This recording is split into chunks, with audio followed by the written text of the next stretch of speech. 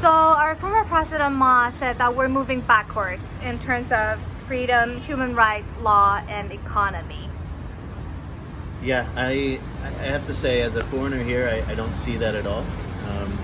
If anything, I would say under President Tsai, things have been moving in the exact right direction. So more personal freedoms, more economic opportunities, and if you look at the comparisons, Taiwan's economy seems like it's been doing really well compared to other Asian countries, even beating the US GDP growth, I think, one quarter recently. So I have been very relieved and heartened by Taiwan re-electing her, and also with the progress in terms of human rights with LGBTQ and everything related to moving in more liberal direction.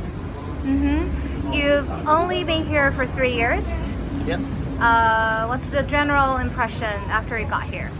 So I love Taiwan. It does present challenges just because I didn't know any Mandarin before I came.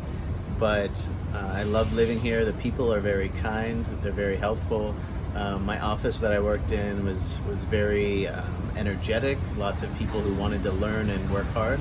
So, obviously I've made some really great friends here because I keep coming back. So Taiwan's a great country, and I really enjoyed my time here. But as in terms of our political or power internationally, yeah.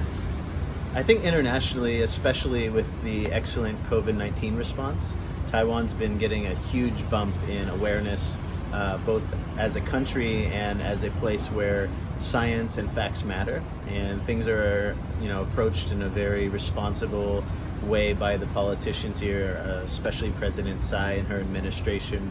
I believe she even has an epidemiologist or some sort of doctor on her as her vice president. 3 actually. Oh, yeah. Yeah. So her staff.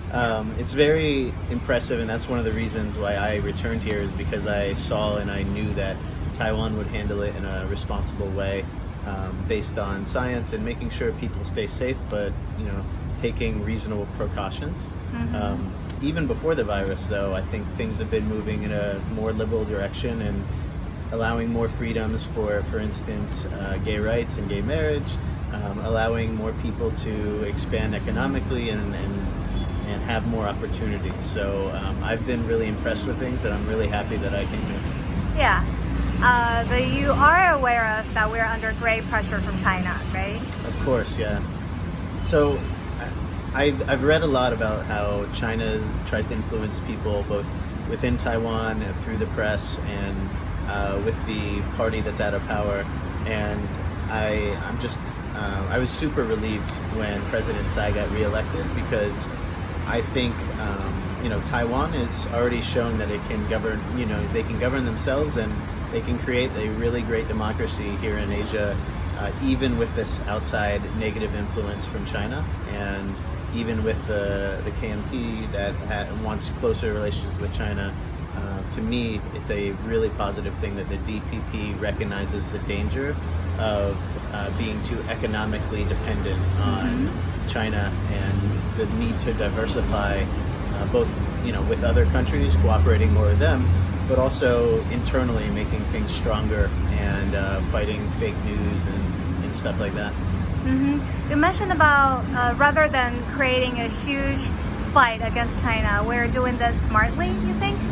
Yeah, I think it's a bit of, dancing a fine line or walking a fine line. So it's difficult, but at the end of the day, from what I'm seeing, the policy seems to be, we're going to keep going and doing what we're doing, which is governing really well in a democratic country, and not trying to provoke anybody, but also not trying to bend over and serve anybody who has more money in another country like China, or anybody who's trying to exert that outside influence. So I think it's a difficult thing to do, but in the 3 years I've been here and I've been reading up on English-speaking news, I've been really impressed with it. Mm-hmm. Lastly, you talked about for Westerners or foreigners, they got easily confused because we're relatively geographically small. Exactly, yeah. I mean, a country of 23 million on a small island by China is not easy for a lot of people who are all the way around the world to pinpoint on a map. I'll admit I even had trouble before I came to Asia for the first time. So a lot of people in the U.S., they just refer to Taiwan as, oh, is that part of China? Or they don't know.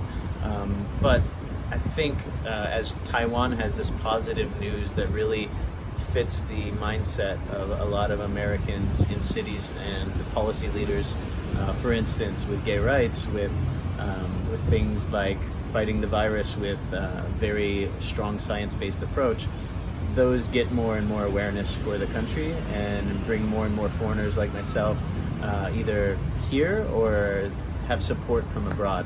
So I think it's a really good thing.